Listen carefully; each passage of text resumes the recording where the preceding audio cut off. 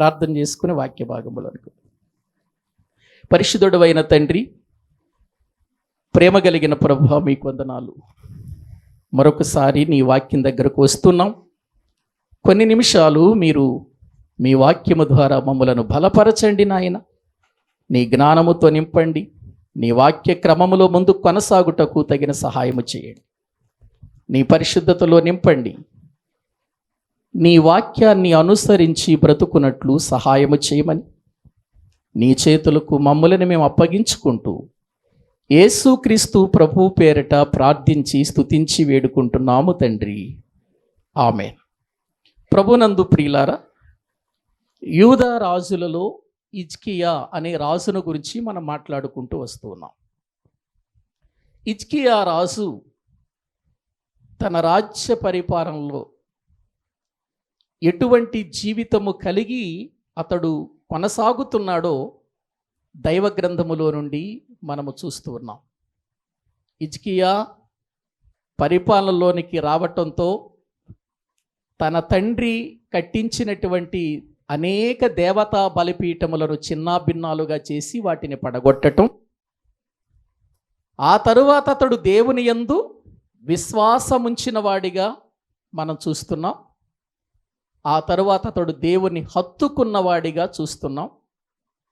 ఆ తరువాత దేవునిని వెంబడించుటలో వెనుక తీయక అతడు మోషే చెప్పినటువంటి ప్రతి ఒక్క ధర్మశాస్త్రములో ఉన్న ఆజ్ఞలన్నిటినీ అనుసరించటం, దేవుడు అతడు వెళ్ళిన చోటనెల్లా అతనికి తోడుగా ఉండటం, దేవుని వాక్యముల నుండి మనము నేర్చుకున్నాం. ఇంత చక్కగా, ఇంత ఆధ్యాత్మికంగా ఒక రాజు జీవించటం అనేది మన జీవితానికే ఒక సవాలుకరమైనటువంటి జీవితం ఇది. ప్రియులారా, ఇలా కొనసాగుతూ ఉన్నటువంటి హిజ్కియా తన బ్రతుకులో తను ఒక ఆలోచన చేశాడు.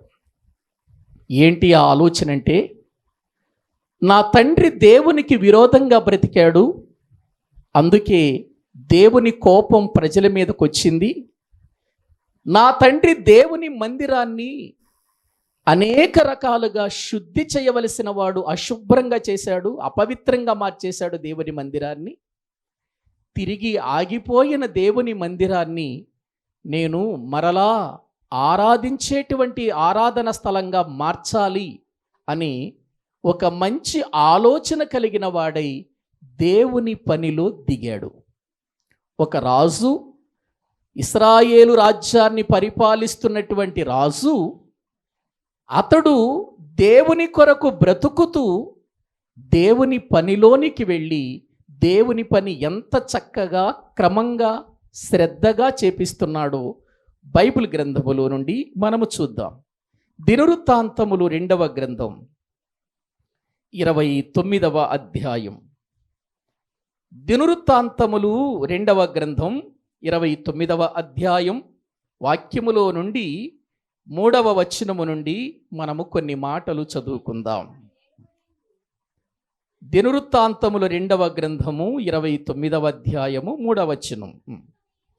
అతడు తన ఏలుబడి యందు మొదటి సంవత్సరము మొదటి నెలను యెహోవా మందిరపు తలుపులను తెరచి వాటిని బాగు చేసి యాజకులను లేవీయులను పిలువనంపి తూర్పుగానున్న రాజవీధిలో వారిని సమకూర్చి వారికి ఈలాగు ఆజ్ఞ ఇచ్చెను.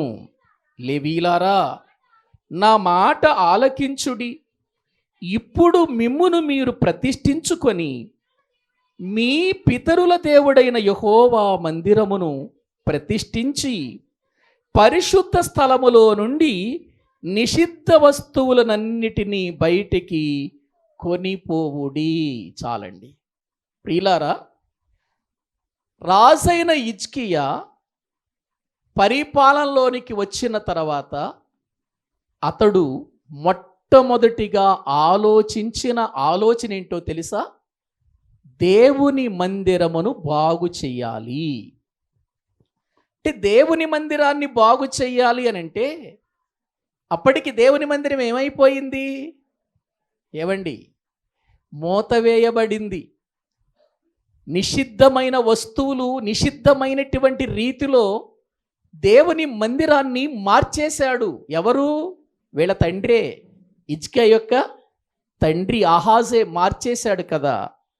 అటువంటి పరిస్థితులలో అతడు రాజ్య పరిపాలనలోనికి వచ్చిన తర్వాత అతడు చేస్తున్న పని ఏంటంటే మందిరపు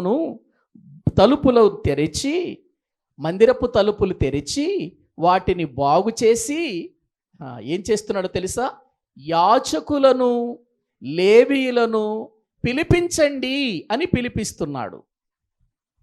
యాజకులు, లేవీయులు మందిరానికి పిలువనంపిస్తున్నాడు. అంటే పిలువనంపిస్తున్నాడు అని అంటే ఇప్పుడు మందిరం దగ్గర లేరా వీళ్ళు? యాజకులు అలాగే లేవీయులు మందిరం దగ్గర లేరుగా. ఎందుకంటే వాళ్ళ నాన్న మందిరాన్ని ఏం చేశాడు? పాడు చేశాడు కదా. మందిరపు తలుపులు మూయించేశాడు. మందిరములో ఆరాధన జరగకుండా చేశాడు. మందిరములో తలుపులే మూయబడితే, మందిరములో ఉన్నటువంటి ఆరాధనలే ఆపబడితే ఇంకా యాజకులు ఎక్కడుంటారు? లేవీయులు ఎక్కడుంటారు?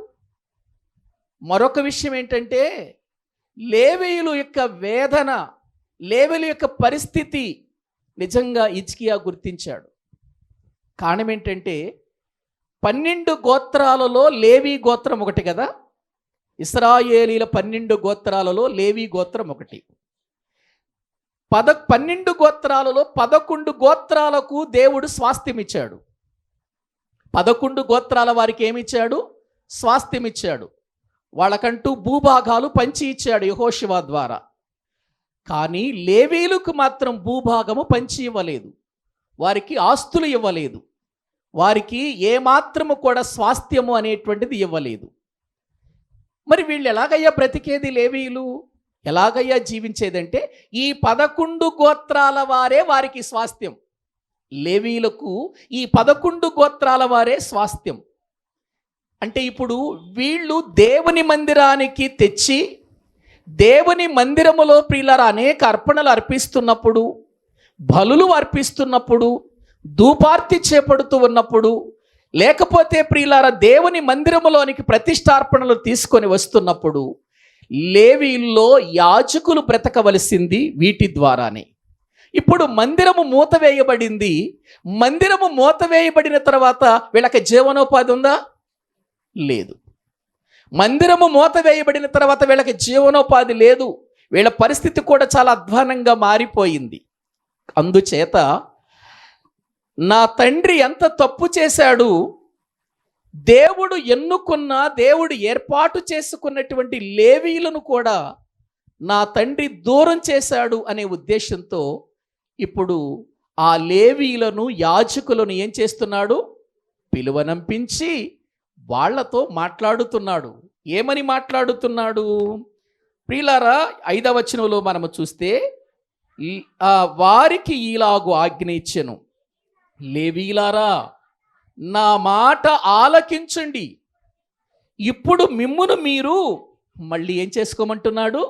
ప్రతిష్ఠించుకోండి. దేనికోసం? దేవుని పని కొరకు. ఇప్పటి వరకు ఆగిపోయింది కదయ్యా దేవుని పని. ఇప్పటి వరకు దేవుని పని ఎవరు జరిగించటం లేదు కదా. అవునయ్యా, అందుకే మళ్ళీ మీకు పని పెడుతున్నాను. మళ్ళీ మీకు పని ప్రారంభమవుతుంది. కాబట్టి మిమ్మును మీరు ప్రతిష్ఠించుకొని మీ పితరుల దేవుడైన యెహోవా మందిరమును ప్రతిష్ఠించి పరిశుద్ధ స్థలములో నుండి నిషిద్ధ వస్తువులనన్నిటినీ బయటకు కొనిపోవడి. ప్రియులారా, మందిరము యొక్క పని జరిగించటానికి దేవుడు ఏర్పాటు చేసుకున్న వాళ్ళే లేవీ గోత్రం వాళ్ళు. ఇక మందిరం పని వాళ్ళు తప్ప వేరొకళ్ళు చేయకూడదు. మిగిలిన 11 గోత్రాల వారు ఉన్నారు కదా, రూబేను దగ్గర నుంచి బెన్యామీను వరకు ఉన్నారు కదా. ఆ 11 గోత్రాలలో ఏ ఒక్కరు కూడా దేవుని పని చేయకూడదు. దేవుని పని చేయటానికి వాళ్ళకి హక్కు లేదు. అలా చేసి చాలామంది ఏమైపోయారో రాజుల్లో కూడా మనము చూసాం అంతకుముందు.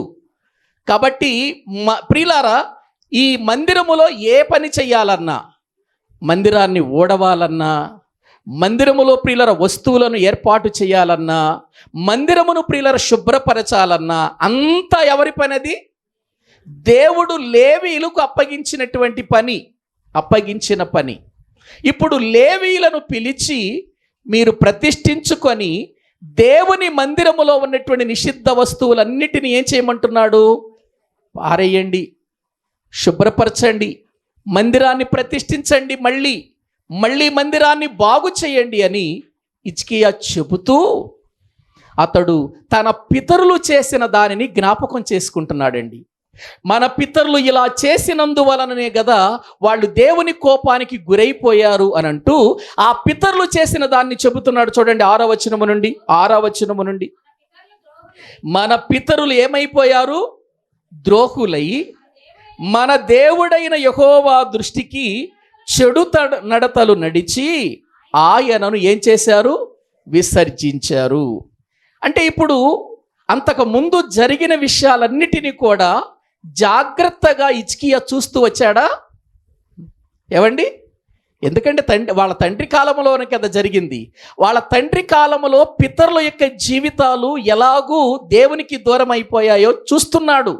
చూచిన వాడు ఇప్పుడు తన రాజ్యానికి వచ్చిన తర్వాత తెలుసుకొని మాట్లాడుతూ, ఇదిగో మన పితరులు ద్రోహులై మన దేవుడైన యెహోవా దృష్టికి చెడు నడతలు నడిచి ఆయనను విసర్జించి ఆయన నివాసమునకు పెడముఖము పెట్టుకొని దానిని ఏం చేశారు? మన పితరులు చేసిన తప్పేంటో లేవీయులారా గుర్తించండి. యాజకులకే చెబుతున్నాడు. మన పితరులు చేసిన పొరపాటు ఏంటంటే వాళ్ళు దేవుని దృష్టికి ద్రోహులైపోయారు. అంత మాత్రమే కాదు, దేవుని దృష్టికి ద్రోహులై యెహోవా దృష్టికి ఏ నడతలు నడిచారు? మన ముందున్న వారంతా చెడు నడతలు నడిచారు. కాబట్టి మనం గుర్తించాలి, అలా వారు నడిచి దేవుని నివాసమునకు పెడముఖము పెట్టుకొని దాన్ని ఏం చేశారు?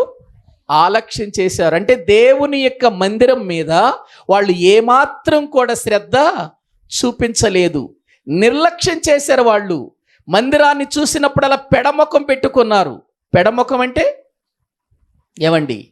మందిరం చూస్తూ ఉన్నారు కానీ దాని గురించి వాళ్ళు ఏం చేయట్లేదు, పట్టించుకోవటం లేదు. మనకెందుకులే అంటూ వాళ్ళు దేవుని పని విషయంలో అలక్ష్యము చేశారు. ఈ విధంగా వాళ్ళు దహన బలులు కానీ ధూపం వేయటం కానీ దేవుని మందిరము విషయంలో వాళ్ళు చేసినటువంటి చెడ్డ పనులను బట్టి దేవుని కోపం వారి మీదకు వచ్చింది. దేవుని కోపం వారి మీదకు వచ్చింది కనుక వారి జీవితంలో దేవుని యొక్క శిక్షలను పొందారు. వారు భార్యలు, కుమారులు, కుమార్తెలు చెరలోనికి తీసుకొని పోబడ్డారు కదా. కాబట్టి మీరు దేవుని పరిచర్య చేయటానికి ఏర్పాటు చేయబడిన వారు కదా, కనుక మీరు అశ్రద్ధ చెయ్యకండి అంటాడు. చూడండి 11వ వచనం. నా కుమారులారా తనకు పరిచారకులయుండి ధూపము వేయుచుండుటకును తన సన్నిధిని నిలుచుటకును తనకు పరిచర్య చేయుటకును యెహోవా మిమ్మును ఏం చేశాడు? ఏర్పరుచుకొనెను గనుక మీరు అశ్రద్ధ చెయ్యకండి. ఎందుకంటే అంతకు ముందు జరిగిన విషయాలన్నీ కూడా నేను చూస్తూ వచ్చాను. మన పితరులు దేవునికి వ్యతిరేకమై దేవుని మందిరాన్ని దూరం చేసుకొని దేవుని దృష్టిలో చాలా ఘోరమైనటువంటి పాపములు చేశారు. అయితే ఇటువంటి పరిస్థితులలో మళ్ళీ వాళ్ళు దేవుని కోపానికి గురైపోయినట్లుగా మనం కూడా దేవుని ఉగ్రతకు గురి కాకుండా ఉండాలని నేను ఆయనతో నిబంధన చేయాలని ఒక అభిలాష పుట్టిందయ్యా నాకంటాడు. 10వ వచనం చదవండి. 10వ వచనం. ఇప్పుడు మన మీదనున్న ఇశ్రాయేలీల దేవుడైన యెహోవా మహోగ్రత చల్లారునట్లు ఆయనతో మనము నిబంధన చేయవలెనని నా మనసులో ఏం పుట్టింది? అభిలాష పుట్టిందయ్యా. ఎంత మంచి ప్రియులర విధానములో హిజ్కియా రాజు నడుస్తున్నాడో ఆలోచించండి. లేవీయులతో చెబుతూ అతడు అంటున్నాడు, వాళ్ళ మీదకి దేవుని ఉగ్రత వచ్చింది, తప్పు చేశారు. ఆ ఉగ్రత మన మీదకి రాకుండా చల్లారునట్లు మనము ఎవరితో నిబంధన చేసుకుందాం? మన దేవునితో నిబంధన చేసుకుందాము రండి, మన దేవునితో ప్రమాణం చేసుకుందాము రండి అని లేవీయులను యాజకులను పోగు చేసి చెబుతున్నాడు. ఇలా చేస్తే దేవుని ఉగ్రత మన మీదకి రాదు, దేవుని శిక్షను మనము సంపాదించుకోలేము. కాబట్టి మనము దేవుని కృపను పొందుకుందాం, దేవుని ఆశీర్వాదం పొందుకుందాం. రండి, మనందరము కలిసి దేవునితో నిబంధన చేసుకుందాం. ఇలా చేసుకోవాలని నాకు హృదయంలో ఏమొచ్చింది? అభిలాష పుట్టిందట. ఒక రాజుకు ఎంత అభిలాష ఏంటండి దేవుడంటే, ఒక రాజుకు ఎంత ప్రేమ ఏంటండి దేవుడంటే. ఏమండి, ఇంతకు ముందున్నటువంటి రాజులలో ఎంతో మంది జీవితాలలో ప్రియులారా మనము పొరపాటులు చూస్తూ వచ్చాం, దేవుని మీద తిరుగుబాటు చేసిన వాళ్ళని చూస్తూ వచ్చాం. కానీ ఇంత భక్తి మనకు మొదటిగా దావీదులో కనబడింది, ఆ తర్వాత మళ్ళీ ఎవరిలో కనబడుతుంది? యోధారాజులలో, హిజ్కియాలోనే కనబడుతుంది. నాకు అభిలాష పుట్టింది నా కుమారులారా అని అంటున్నాడు. చూడండి, ఎవరిని? లేవీయులనండి, యాజకులనండి, నా కుమారులారా అనంటే ఒక రాజు యాజకులను ప్రియులారా లేవీయులందరినీ ఎలా చూస్తున్నాడు చెప్పండి? కొడుకుల్లాగా చూస్తున్నాడు, తన పిల్లల్లాగా చూస్తున్నాడు. నా కుమారులారా, తనకు పరిచారకులయుండి ధూపము వేయుచుండుటకును, తన సన్నిధిని నిలుచుటకును, తనకు పరిచర్య చేయుటకును యెహోవా మిమ్మును కదా ఏర్పాటు చేసుకుంది మిమ్మును కదా. కాబట్టి మీరు అశ్రద్ధ చేయకండి అయ్యా. ఇప్పటికే లేట్ అయిపోయిందయ్యా, ఆరాధనకు దూరం అయిపోయారయ్యా ప్రజలు, ప్రభు సన్నిధిలో స్తుతించటానికి దూరం అయిపోయారయ్యా, ధర్మశాస్త్రానికి దూరం అయిపోయారు ప్రజలు, ఇప్పటికే లేట్ అయిపోయింది, అశ్రద్ధ చెయ్యకండి అని చెబుతున్నాడండి లేవీ గోత్రికులకు. అశ్రద్ధ అంటే అశ్రద్ధ చెయ్యకండి అని చెబుతున్నాడు అనంటే దేవుని పని మీద ఏం చూపిస్తున్నాడండి హిజ్కియా రాజు? శ్రద్ధ. ఏవండి, శ్రద్ధ అండి. అవునండి, దేవుని పని అంటే శ్రద్ధ ఉండాలండి.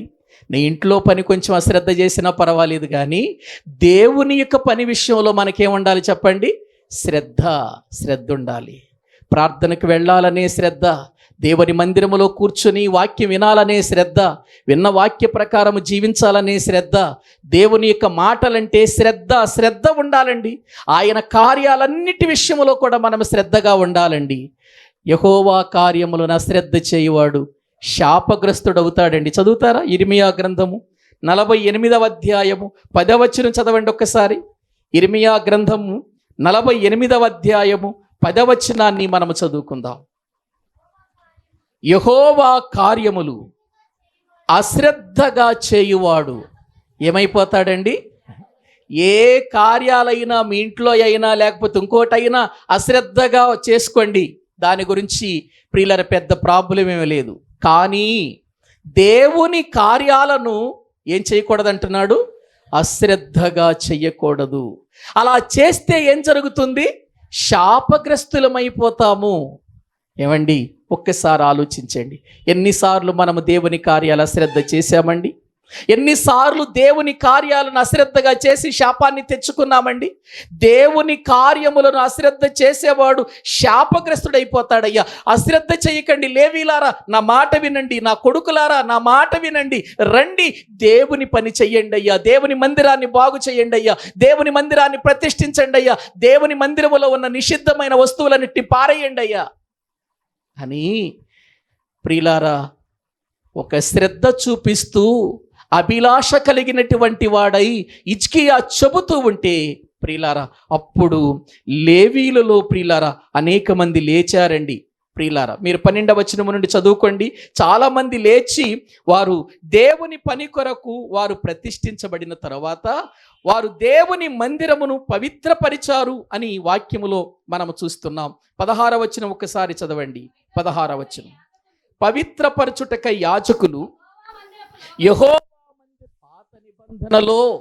పాత నిబంధనలో ఒక కట్టడం మందిరమైతే క్రొత్త నిబంధనలో సంఘమే దేవుని మందిరం, దేవుని పిల్లలే దేవుని మందిరం. ప్రియులారా మరి దేవుని పిల్లలమైనటువంటి మనలో, సంఘముగా కూడుకుంటున్న మనలో, జీవము గల దేవుని సంఘముగా ఉంటున్నటువంటి మనం, జీవము గల దేవుని మందిరముగా ఉంటున్నటువంటి మనలో ఎక్కడ నిషిద్ధమైన వస్తువులు ఉన్నాయో ఎప్పుడైనా ఏరి పారేశారా? ఏవండి, మనలో నిషిద్ధమైన వస్తువులు కనబడుతున్నాయి, నిషిద్ధమైన మాటలు కనబడుతున్నాయి, నిషిద్ధమైన ఆలోచనలు కనబడుతున్నాయి, నిషిద్ధమైన పనులు కనబడుతున్నాయి. వీటన్నిటిని తీసి పారవేయాలి, ప్రవర్తింపవలెను, అది నీకు తెలియవలెనని ఈ సంగతులను నీకు వ్రాయుచున్నాను. తిమోతి, జీవము గల దేవుని సంఘములో జనులు ఎలా ప్రవర్తించాలో అది నీకు తెలియచేస్తున్నానయ్యా. ఎందుకంటే దేవుని సంఘములో నిషిద్ధమైనవి ఉండటానికి వీలు లేదు. వాళ్ళు ప్రవర్తించే ప్రవర్తన వేరుగా ఉండాలి, ప్రత్యేకంగా ఉండాలి. వారు ఎలా ప్రవర్తించాలి అని అంటే వాక్యములు అక్కడే మనము చూస్తున్నాం. ఆ సంఘము సత్యమునకు స్తంభమును ఆధారమునై ఉన్నది. ఆ సంఘము సత్యమునకు స్తంభమును ఆధారమునై ఉన్నది అని అన్నాడు. అంటే సంఘము ఏ రీతిగా ఉండాలంటే సత్యము మీద నిలబడాలి అన్నాడు. సత్యము మీద నిలబడాలి సంఘం. సత్యం అంటే ఏంటి? వాక్యమే సత్యం అని లేఖనాల్లో చూస్తున్నాం. అంటే సత్యము అనే దానికి చాలా ప్రియులార అర్థాలు ఉన్నాయి అనుకోండి బైబిల్లో. ఒకటి వాక్యం. ప్రియులార యేసుక్రీస్తు ప్రభు వారికి కూడా సత్యం అనే పేరు మనం చూస్తున్నాం. నేనే మార్గమును సత్యము అనే మాట. ఇక యేసుక్రీస్తు వారు పిలాతు ముందు నిలబడినప్పుడు నేను సత్యమును గూర్చి సాక్ష్యమిచ్చుటకు పుట్టితిని అని అంటాడు. కాబట్టి ఇక్కడ సత్యము అనగానే వాక్యం. అంటే సత్యమునకు స్తంభమును ఆధారమునై ఉన్నది. అంటే సంఘము దేనికి ప్రియులారా కట్టుబడి ఉండాలి అని అంటే సత్యమునకు, వాక్యమునకు కట్టుబడి బ్రతకాలి. ప్రియులారా ఏవేవో కట్టుకథలకు, పిట్ట కథలకు కట్టుబడి ఉండకూడదు వాక్యం. ఈ రోజున వినబడుతున్నవి కట్టుకథలు, పిట్ట కథలే వినబడుతున్నాయి. పిట్ట కథల మీద కట్టబడేది సత్యం కాదు, కట్టుకథల మీద కట్టబడేది సత్యం కాదు, వాక్యం మీద కట్టబడేదే సత్యం. ఆ సత్యమునకు స్తంభము ఆధారమునై ఉండాలి. ఆ సత్యమునకు స్తంభము ఆధారమై ఉండాలి, స్తంభముగా ఉండాలి, అది ఆధారమై ఉండాలి. ఏవండి, ఈ మందిరం కట్టడానికి, ఈ యొక్క ప్రియులార మనం ఈ మందిరము నిర్మించటానికి ఆధారముగా మధ్య మధ్యలో ఏమేసాం చెప్పండి? స్తంభాలు, పిల్లర్స్ వేసాం కదా, పిల్లర్స్ వేసాం.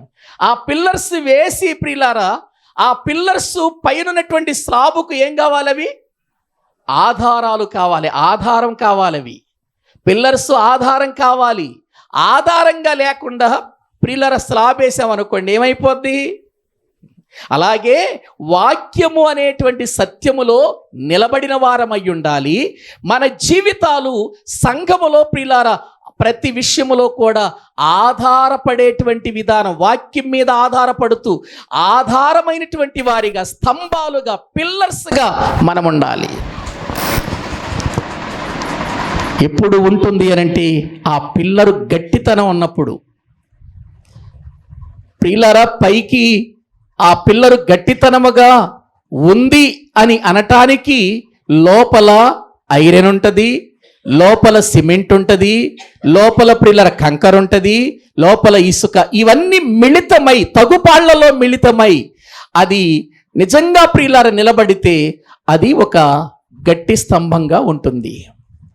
ఒకవేళ అందులో పాళ్ళు ప్రియులారా తక్కువగా ఉండి ఎక్కువగా మట్టి, పనికిరానివన్నీ చెత్తంతా ఆ పిల్లర్లో వేసామనుకోండి, గట్టిగా ఉంటుంది, అది ఆధారంగా ఉంటుంది. అది ఆధారంగా ఉంటుందా? ఉండదు. ప్రియులారా మన జీవితంలో కూడా, మన బ్రతుకులో కూడా సంఘముగా, దేవుని పిల్లలుగా మనలో నిషిద్ధమైన ఉండకూడదు, చెత్తా చెదారం వేయకూడదు. ఇట్లో దేవుడంటే ఏంటో, దేవుని శక్తి అంటే ఏంటో, వాక్యం అంటే ఏంటో, వాక్యం మీద ఆధారపడటం అంటే ఏంటో, వాక్యంలో ప్రియుల సత్య స్తంభాలుగా ఉండటం అంటే ఏంటో అది నేను మీకు తెలియచేయాలి అని అనుకుంటున్నాను అని చెబుతూ ప్రియుల 16వ వచనంలో ఏమన్నాడో చూడండి. నిరాక్షేపముగా దైవభక్తిని గూర్చిన మర్మము గొప్పదయ్యున్నది. నిరాక్షేపముగా, ఏ ఆక్షేపణ చేయకుండా ఒక విషయాన్ని చెబుతున్నాను. దైవభక్తిని గూర్చినటువంటి మర్మం ఎటువంటిది అన్నాడు? గొప్పది అని అన్నాడు. అంటే సంఘములో ఉన్న ప్రతి విశ్వాసి, రక్షించబడిన ప్రతి విశ్వాసి ఏ మర్మం తెలుసుకుంటూ బ్రతకాలి? దైవభక్తిని గూర్చిన మర్మం. ప్రియులారా, దైవ భక్తిని గూర్చిన మర్మమును తెలుసుకుంటూ జీవించాలి. అందులో ప్రియులారా చెబుతూ అక్కడ కిందేమన్నాడంటే, ఆయన శరీరుడుగా ప్రత్యక్షుడాయను, ఆత్మ విషయమున నీతిపరుడని తీర్పునందెను, దేవదూతలకు కనబడెను, రక్షకుడని జనములలో ప్రకటించబడెను, లోకమందు నమ్మబడెను, ఆరోహణుడై తేజోమయుడయ్యను అని వాక్యములో మనము చూస్తున్నాం. ఇందులో దైవ భక్తిని కూర్చున్న మర్మముందు తెలుసుకోండి. క్రీస్తు యొక్క జననములో, క్రీస్తు యొక్క నీతిలో, క్రీస్తు యొక్క ఆ కనబడటంలో, క్రీస్తును గురించి ప్రకటించబడటంలో, ఆయన నమ్మబడటంలో, ఆయన ఆరోహణుడై తేజోమయుడవటంలో భక్తి మర్మం ఏంటో మనకు తెలుస్తుంది అని అంటున్నాడు ప్రియులారా. కానీ చాలామంది దీని గురించి ఆలోచించకుండా, దీని గురించి తెలియకుండా సంఘములో ఎలా బ్రతుకుతున్నారో అదే తిమోతికి రాసిన 2వ పత్రికలోనికి రండి. 3వ అధ్యాయం 5వ వచనం చదవండి. తిమోతికి రాసిన 2వ పత్రిక 3వ అధ్యాయం 5వ వచనం. పైకి భక్తి గల వారి వలె ఉండియు దాని శక్తిని ఆశ్రయించని వారునయ్యుందురు, అట్టి వారికి విముఖుడవయ్యుండు. ఇదిగో కొంతమంది ఎటువంటి వారు ఉంటారంటే ఈ చివరి దినాల్లో అనంటూ ప్రియులారా మొదటి వచనం నుండి చెబుతున్నాడు. అంచె దినములలో అపాయకరమైన కాలాలు వస్తాయని తెలుసుకో.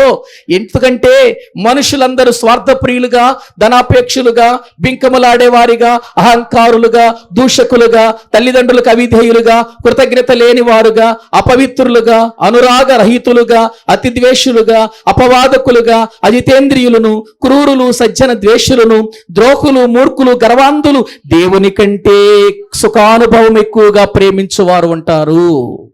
సంఘములో ఇటువంటి వారు కనబడతారు. ఇటువంటి వారి విషయంలో చాలా జాగ్రత్తగా ఉండు. ఎందుకంటే ఇటువంటి వాళ్ళు పైకి ఎట్లా కనబడతారు? భక్తి గలవారుగానే కనబడతారు, కానీ లోపల ఏముండదు? శక్తి ఉండదు. శక్తి ఉండదంటే ఏముండదు? వాక్యానుసారమైన జీవితం ఉండదు. ఎందుకంటే మానవ జీవితానికి శక్తినిచ్చేది, ఆత్మీయ జీవితంలో శక్తి ప్రియుల వంచన లేకుండా దేవుని కొరకు బ్రతికింప చేసేదేమైనా ఉందంటే వాక్యమే కదా.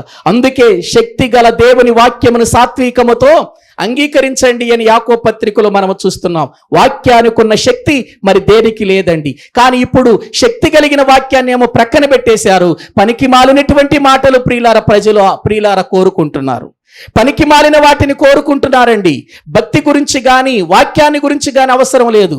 ఇదిగో లేనిపోయినటువంటి కల్పనా కథలు ప్రియులారా చెబితే ఆ కల్పనా కథల మీద మనసు పెడుతున్నారు తప్ప ఇదిగో శక్తివంతమైన వాక్యం మీద మనసు పెట్టడం లేదు.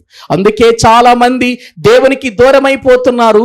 ఇదిగో పైకి భక్తి కలిగిన వారులుగా కనిపిస్తున్నారు, కానీ దేవుని శక్తి ఆశ్రయించని వారిగా ఉన్నారు. వారిలో ఈ నిషిద్ధ వస్తువులకు ఉన్నాయి చూడని అంటున్నాడు. ఏ నిషిద్ధ వస్తువులు? ఆ 3వ అధ్యాయములో ప్రియులారా, నేను అవన్నీ ఇప్పుడు నేను చెప్పను, కానీ మీరు రాసుకోండి.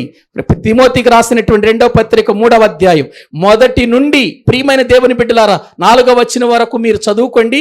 అవన్నీ నిషిద్ధ వస్తువులే. ఏంటది? స్వార్థం నిషిద్ధమైన వస్తువు కాదా? నిషిద్ధమైనది కాదా? ఏమండి? ధనాపేక్ష నిషిద్ధమైనది కాదా? బింకములాడుట నిషిద్ధమైనది కాదా? అహంకారం నిషిద్ధమైనది కాదా? దూషకులు ప్రియులారా నిషిద్ధమైనది కాదా? తల్లిదండ్రులకు అవిధేయులు, అలా అక్కడ ఉన్నవన్నీ కూడా మనిషి జీవితంలో ఉన్న నిషిద్ధమైనవే. ఈ నిషిద్ధమైన వాటిని పారవేయాలి. మందిరము ప్రతిష్ఠించబడాలి. మందిరము దేవునికి ఉపయోగపడాలి. మందిరము దేవుని యొక్క సన్నిధిలో ప్రియులారా నిజంగా దేవుని మందిరముగా పిలువబడాలంటే ఈ నిషిద్ధమైన వస్తువులన్నిటినీ ఏం చేయాలి? మనం తీసి పారేయాలి. ఎక్కడ పారేశారు? తీసుకుని వెళ్ళి ఎత్తి కెద్రోను వాగులో పడేశారు. ఎందుకంటే వాగులో పడేస్తే ఇంకా అవి మళ్ళీ అన్నటికైనా కనబడతాయా?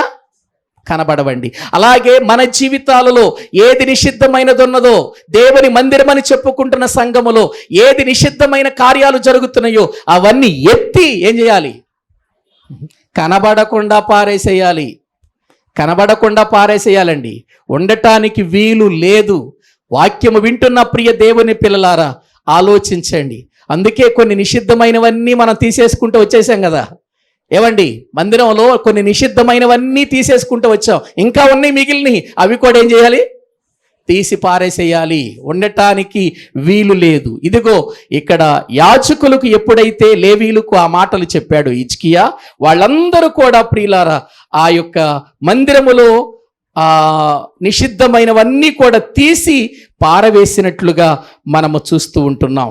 పారవేసినటువంటి ఈ విషయాలన్నిటిని గూర్చి ప్రియులారా వెళ్ళి హిజ్కియాకు చెప్పారు, రాజా మీరు చెప్పినట్లు మేము చేశాం, నిషిద్ధమైనవన్నీ తీసేశాం, మందిరాన్ని శుభ్రం చేశాం, మందిరాన్ని ప్రతిష్ఠించాం, మందిరం చాలా అద్భుతంగా ఉంది, రండి ఒకసారి మీరు చూడండి అనగానే ప్రియులారా హిజ్కియాకు చాలా ఆనందం కలిగింది, చాలా సంతోషం కలిగింది.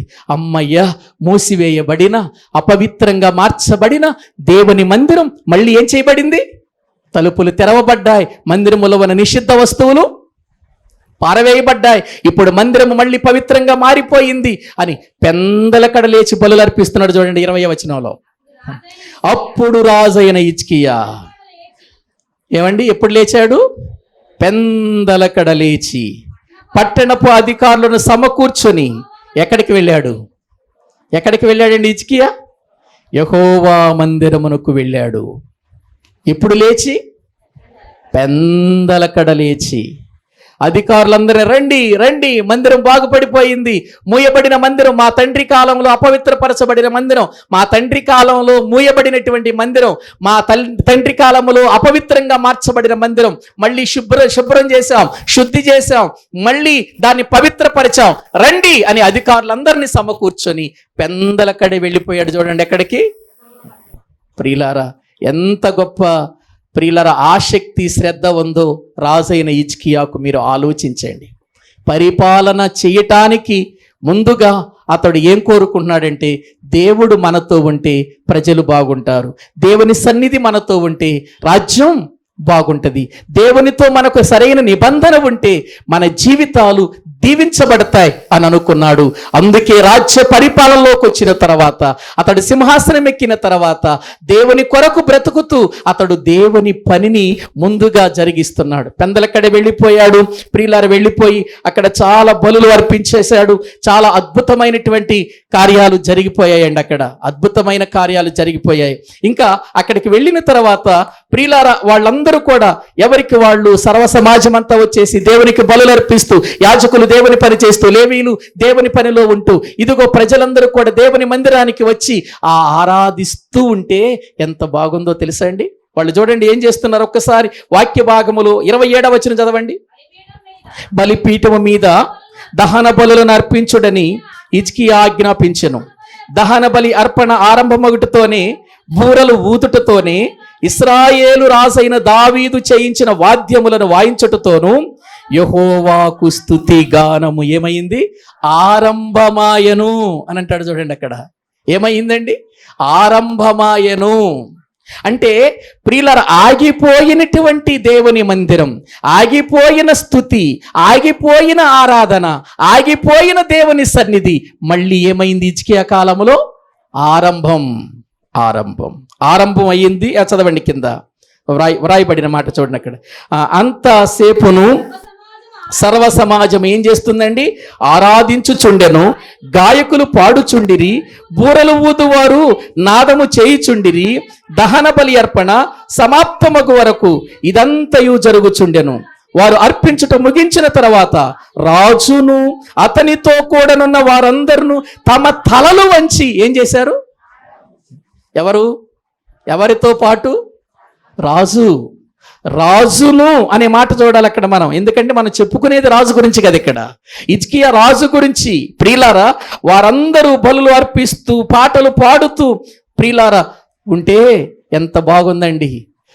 ఆ మందిరం దగ్గర బలులు అర్పించే వాళ్ళు బలులు అర్పిస్తున్నారు, ఆ మందిరం దగ్గర పాటలు పాడేవారు పాటలు పాడుతున్నారు, ఆ మందిరం దగ్గర వాయిద్యాలు వాయించే వాళ్ళు వాయిద్యాలు వాయిస్తున్నారు. ఇదంతా చూసినటువంటి హిజ్కియా ప్రభువుని ఆరాధించకుండా ఉండలేకపోయాడు. వారందరూ తలలు వంచి ప్రభువుని ఏం చేశారండి? ఆరాధించిరి అని మనం చూస్తున్నాం. 30వ వచనం కూడా చదవండి. దావీదును దీర్ఘదర్శియగు ఆసాబును రచించిన శ్లోకములను ఎత్తి యెహోవాను స్తుతించుడని రాజైన హిజ్కియాయును అధిపతులను లేవీలకు ఆజ్ఞాపింపగా వారు సంతోషముతో స్తోత్రములు పాడి తల వంచి ఆరాధించిరి. చూసారండి మందిరములో ఎంత గొప్ప ఆనందం ప్రారంభమైందో ఒక్కసారి ఆలోచించండి. ఇదిగో దావీదు దీర్ఘదర్శి అయినటువంటి ఆసాబు రచించిన శ్లోకములను ఎత్తి పాడుతున్నారండి. ఎవరిని జ్ఞాపకం చేస్తున్నారు ఇప్పుడు మళ్ళీ వాళ్ళు? దావీదును, ఆసాబును. ఏవండి, వాళ్ళు వ్రాసినటువంటి శ్లోకాలు ఉన్నాయండి ప్రియులారా. ఆ శ్లోకాలు మానవులను కదిలించే శ్లోకాలు. ఆ శ్లోకాలు దేవుని వాక్యముతో కూడిన శ్లోకాలు. ఆ శ్లోకాలు ప్రియులారా దేవుని యొక్క సన్నిధిలో స్తుతించటానికి ఉపయోగపడే శ్లోకాలండి. అందుకే వాళ్ళందరూ కూడా దావీదు రచించిన, ఆసాబు రచించిన ఆ యొక్క శ్లోకములను పాడుతూ స్తుతిస్తూ ప్రియులారా వారు ఉన్నారు అని వాక్యంలో చూస్తున్నాం. అంత మాత్రమే కాదండి, ఇదిగో ఆ విషయాలన్నీ కూడా జరుగుతూ ఉండగా వారు సంతోషముతో స్తోత్రములు పాడి తల వంచి పాటలతో స్తుతించారు, తల వంచి ఆరాధించారు. ఇది క్రమం ప్రియులారా. పాటలతో ఏం చేయాలి? మనం దేవుణ్ణి స్తుతించాలి. తల వంచి ఏం చేయాలి? ఆరాధించాలి. ఇది సంఘ క్రమం అండి ప్రియులారా. ఆరాధన పాటలు నిజంగా ప్రియులారా ఒక్కసారి ఆలోచించండి. ఆ రోజున ఆ దావీదు పాటలు పాడుతుంటే, ఆ దావీదు పాటలే కదండి కీర్తనల గ్రంథంలో మనం చదువుకునే పాటలు కదా, ఎంత అర్థవంతంగా ఉంటాయండి. ఈరోజు పాడుతున్నారు, ఒక అర్థం ఉండదు, ఒక పర్థం ఉండదు. పాట బాగుంది, ఛాయ బాగుంది కాబట్టి నేను కొత్త పాట పాడానని అందరూ అనుకోవాలి.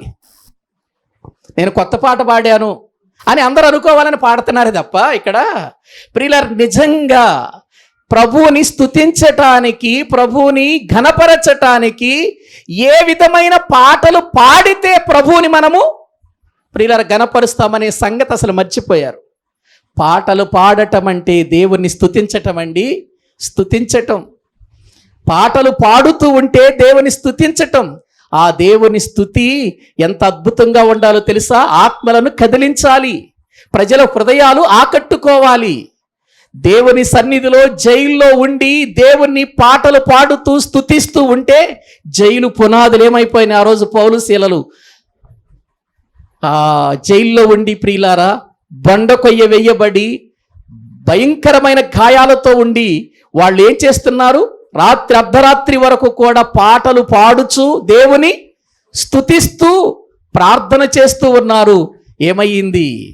భూకంపం వచ్చింది, చెరసాల పునాదులు బద్దలైపోయాయి. అంత పెద్దగా పాడారంటారా? పెద్దగా పాడటం కాదు, ఆ పాటలో ఉన్న అర్థం, ఆ పాటలో ఉన్న శబ్దం, ఆ పాటలో ఉన్న శక్తి ఎంత అద్భుతం జరిగిందో చూడండి ప్రియులారా. పాటలు పాడుతున్నామంటే పాడటం కాదు, ఏ పాట దేవుణ్ణి ఘనపరుస్తుంది, ఘనపరిచే పాట ఎన్నుకోవాలి మనం, దేవుణ్ణి ఘనపరిచే పాట. ఎందుకంటే ఈ రోజున అన్ని పిచ్చి పిచ్చి పాటలు ఎక్కువ వచ్చేస్తున్నాయండి. నిజమండి, ఈ రోజున పాటలన్నీ కూడా అసలు అర్థం ఎందుకు? మీరు పాట పాడిన తర్వాత ఈ పాట ఏంటి అర్థం చెప్పండి అని పాడిన వాళ్ళని కూర్చోబెట్టి అడగండి. ఈ పాట పాడావు కదా నువ్వు, ఈ పాటలో ఉన్న అర్థం ఏంటి అని అడగండి వాళ్ళని. అక్కడ విన్నాము, ఇక్కడ పాడాము, ఎక్కడ యూట్యూబ్లో విన్నాం, ఇక్కడ పాడాము, అంతే. మాకేం తెలుసు అయ్యగారు, రాసిన వాళ్ళని అడగండి అంటారా? అదే మరి తెలుసుకోవాల్సింది, పాడాల్సింది. ఇక్కడ ఒక పాట మనకేమి నేర్పిస్తుంది, ఒక పాటలో మనకు అర్థము మనకేమైనా మేలుకరంగా ఉందా, ఆ పాట ఆధ్యాత్మికంగా ఉందా, ఆ పాట మన బ్రతుకులకు ఏమైనా మేలు కలిగించేదేనా గ్రహించాలి మనం పాట నేర్చుకునేటప్పుడు.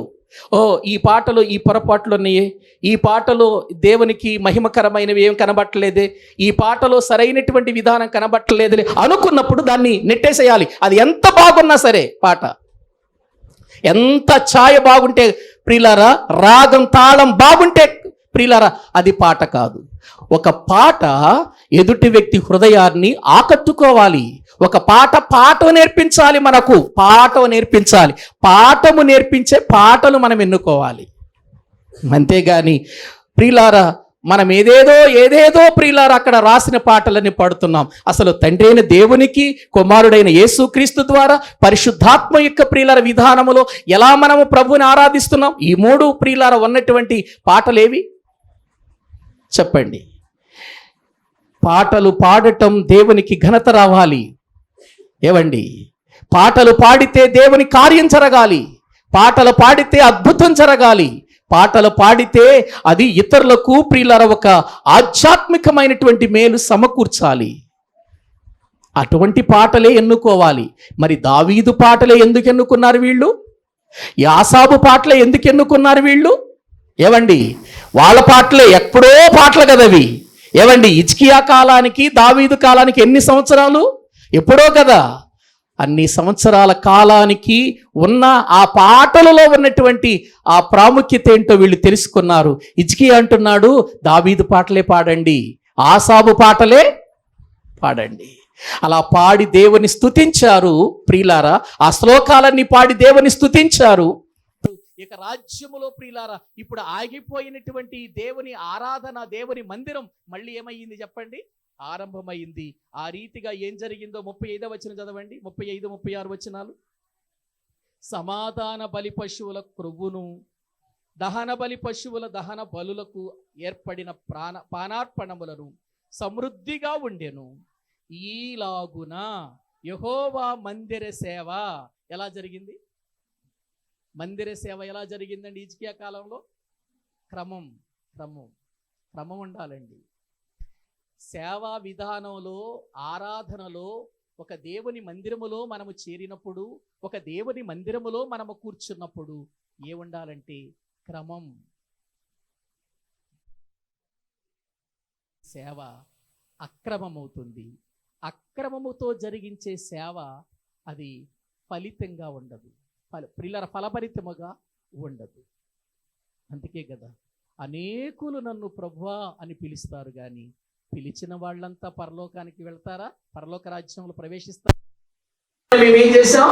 దయ్యాలు వెళ్ళగొట్టాం, నీ నామమున ప్రవచించాం, నీ నామమున ఏం చేసాం? అద్భుతాలు చేశాం. ఇదేంటి, ఇన్ని అద్భుతాలు చేసి, ఇన్ని రీతులుగా ప్రవచించి, ఎంతగా దయ్యాలు వెళ్ళగొట్టినటువంటి వాళ్ళని ప్రభువు అక్రమం చేసేవారంటాడేంటి? అంటే సేవ చేశారు వాళ్ళు, కానీ సేవలో ఏమి లేదు? క్రమశిక్షణ లేదు. ప్రియులారా, క్రమశిక్షణ ఎక్కడైతే ఉంటుందో, సంఘములో క్రమం ఎప్పుడైతే జరుగుతుందో అక్కడ ఆధ్యాత్మికమైన ఆనందం ఉంటుందండి. 36వ వచనం చదవండి. 36వ వచనం. ఈ కార్యము అప్పటికప్పుడే జరిగినందున దేవుడు జనులకు సిద్ధపరిచిన దానిని చూచి హిజ్కియాయును జనులందరూ ఏం చేశారండి? ఈ కార్యము అప్పటికప్పుడే జరిగినందున దేవుడు జనులకు సిద్ధపరిచిన దానిని చూచి హిజ్కియాయును జనులందరూ ఏం చేశారు?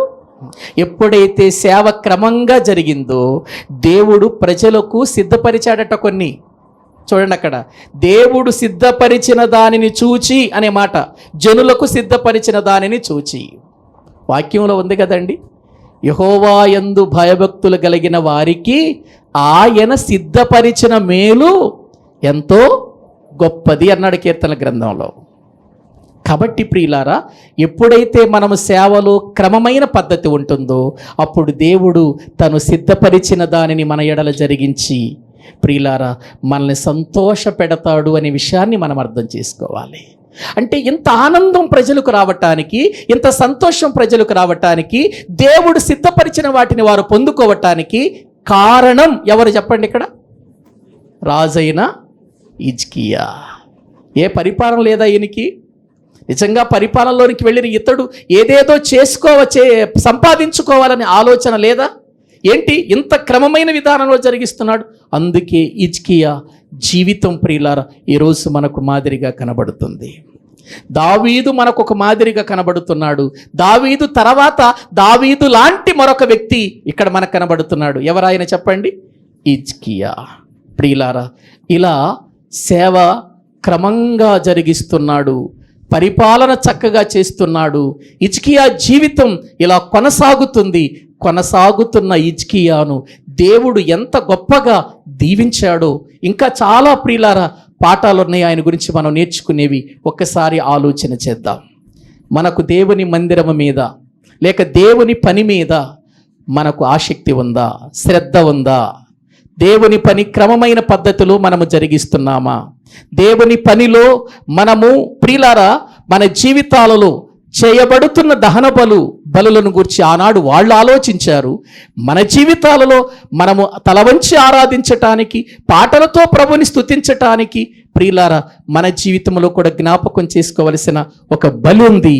అదే ప్రభువైన యేసుక్రీస్తు వారు సిలువలో ప్రియులారా మన కొరకు త్యాగమైపోయిన బలి. అంతకంటే మించిన బలి ప్రియులారా లేదు. ఆనాడు ఇశ్రాయేలీల జీవితములు హిజ్కియా అర్పించినటువంటి బలులు ఎన్నైనా కావచ్చు, ఎన్ని కోడెలైనా కావచ్చు, ఎన్ని గొర్రెలైనా కావచ్చు, కానీ వాటన్నిటికంటే మించిన బలి ఇంకా ఎన్నటికీ అటువంటి బలి మనకు కనబడదు. ఆ బలి ఒక్కటి ఎప్పటికీ కూడా గొప్పదిగానే మిగిలిపోతుంది. ఆ బలి యేసుక్రీస్తు వారు మన కొరకు సిలువలో ప్రియులారా త్యాగమైపోయి తన జీవితాన్ని అర్పించిన బలి.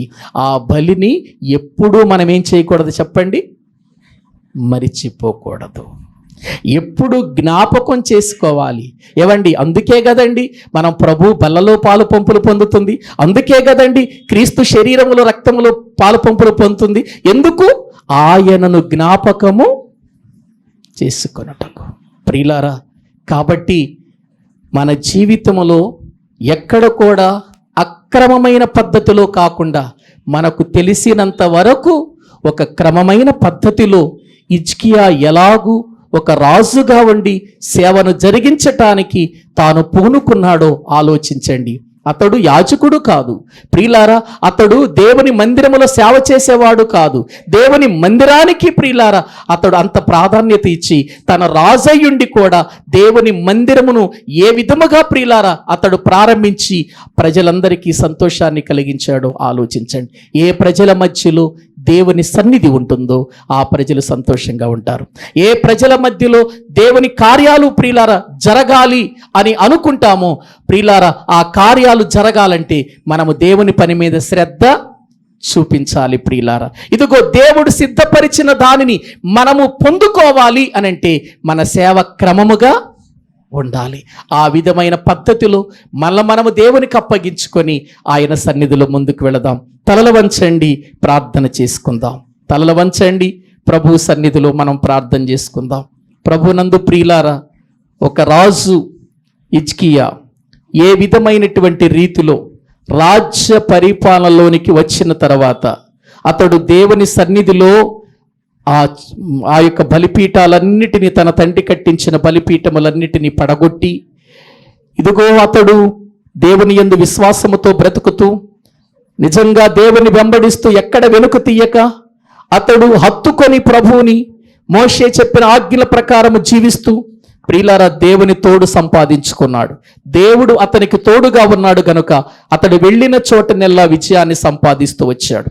ఆ తర్వాత దేవుని మందిరం కొరకు లేవీయులను యాజకులను పిలిపించి మందిరాన్ని ప్రతిష్ఠించండి, అది ఆ పని మీరుగా చేయవలసింది, ఏర్పాటు చేయబడిన వాళ్ళు మీరు కదని దైవజనులకు ఆ ప్రాధాన్యత ఇచ్చాడు. చూడండి ప్రియులారా, ఆ సేవను క్రమంగా జరిగించాడు, శ్రద్ధతో జరిగించాడు. ప్రజలందరూ ఆనందపడ్డారు. ప్రజలందరూ పాటలతో, దావీదు ఆసాపు పాటలతో దేవుని ప్రియులను స్తుతించగా అందరూ తలలో ఉంచి ఆరాధించారు. దేవుని సేవ క్రమంగా జరిగింది. దేవుడు తన సిద్ధపరిచిన వాటిని చూచినటువంటి హిజ్కియా ప్రజలు ఆనందించారు, సంతోషించారు. ప్రియులారా, ఈ దినాన అటువంటి క్రమమైన పద్ధతిలో మనం ఉన్నామా? క్రమమైన జీవితంలో ఉన్నామా? ఇదిగో మందిరములో ఉన్న నిషిద్ధ వస్తువులన్నిటినీ తీసివేశారు. ఈ దినాన్న ఏది మన జీవితంలో నిషిద్ధంగా మిగిలిపోయిందో, అది ఆలోచన, అది తలంప, అది కార్యమా, ఏదైనా సరే, ఏదైనా నిషిద్ధమైనది నీలో ఉంటే దేవుడు నిన్ను సహించడు. నిషిద్ధమైనది మనలో ఉంటే దేవుడు ఆనందించడు. నిషిద్ధమైనది మనలో ఉంటే దేవుడు సిద్ధపరిచిన దాన్ని మనం పొందుకోలేం. మనం ప్రార్థన చేసినా మనకు జవాబు రాదు. ఈ దినాన్న ప్రభువా, నిషిద్ధమైనది ఏదైనా నాలో ఉంటే అది తొలగించుకుంటానయ్యా, నేను ఇష్టపడుతున్నాను, తీసివేసుకుంటానయ్యా. అది ఎన్నటికీ కనబడకుండా కెద్రోను వాగులో పారవేసినట్లుగా నాయన కనబడకుండా పారవేస్తానయ్యా.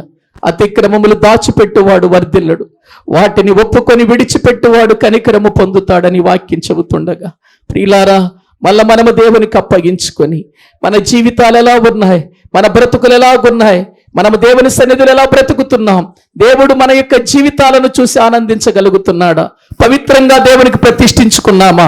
ఆలోచనలతో ప్రియులారా మనం ఒక మంచి క్రమమైనటువంటి సేవలో జీవించటానికి మళ్ళా మనము దేవునికి అప్పగించుకుందాం. ప్రభు శరీరం, ప్రభు రక్తాన్ని మధ్యకు వస్తూ ఉండగా ఒక్కసారి ప్రభువుకి అప్పగించుకొని ప్రార్థన చేసుకుందాం. అందరూ కూడా ప్రార్థనలో ఉండండి, అందరూ కూడా ప్రార్థనలో ఉండండి. పరిశుద్ధుడైన తండ్రి, ప్రేమ కలిగిన ప్రభువా, మీకు వందనాలు చెల్లిస్తూ ఉన్నాం తండ్రి.